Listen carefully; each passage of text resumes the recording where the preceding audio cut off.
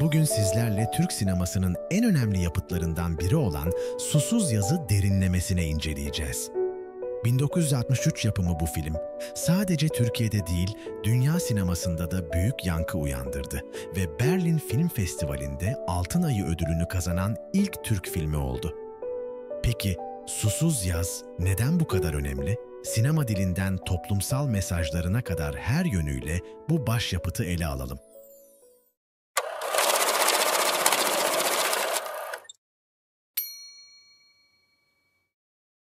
Filmin konusu ve temaları.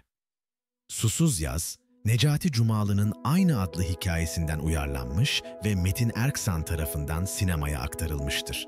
Filmin merkezinde suyun hayatın en temel ihtiyaçlarından biri olduğu ve bu kaynağın kontrolünün gücün sembolü haline geldiği bir dram yatmaktadır.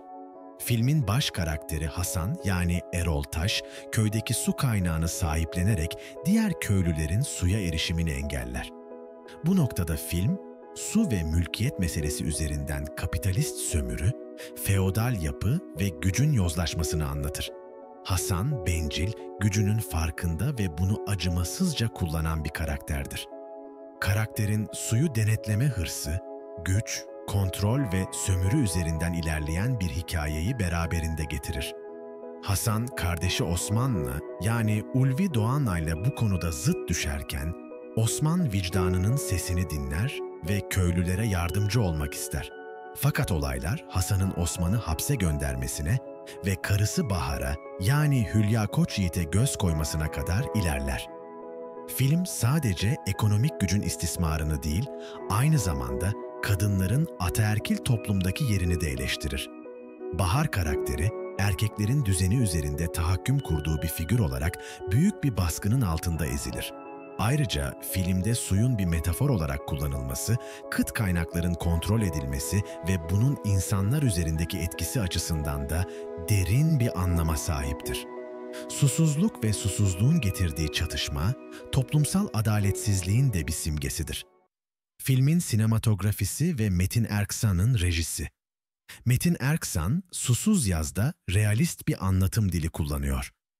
Düşük açılarla görüntüleme. Hasan karakterinin gücünü vurgulamak için genellikle düşük açıdan çekim yapılıyor.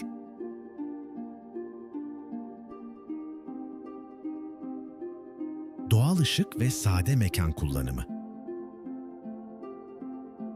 Köy hayatının doğallığını ve sert koşullarını daha iyi hissettirmek için tercih edilmiş. Sembolik anlatım. Filmde suyun akışı, Hasan'ın gücüyle doğrudan ilişkili olarak kullanılıyor. Metaforik sahneler, suyun Hasan'ın kontrolünde olması, toplumsal iktidarın simgesi haline geliyor. Metin Erksan, filmi bir ahlak meselesi olarak ele alıyor ve suyun bir hak olup olmadığı üzerinden dönen hikayeyi çok yalın ama etkili bir anlatımla aktarmayı başarıyor. Ayrıca filmin günümüz dünyasıyla olan bağlantıları da çok çarpıcı. Günümüzde su krizi, çevresel sorunlar ve gelir eşitsizlikleri hala süregelen bir mesele. Susuz Yaz sadece dönemine değil, geleceğe de hitap eden bir eser. Peki siz Susuz Yaz hakkında ne düşünüyorsunuz? Sizce günümüzde bu hikaye farklı bir şekilde anlatılabilir miydi? Yorumlarda buluşalım.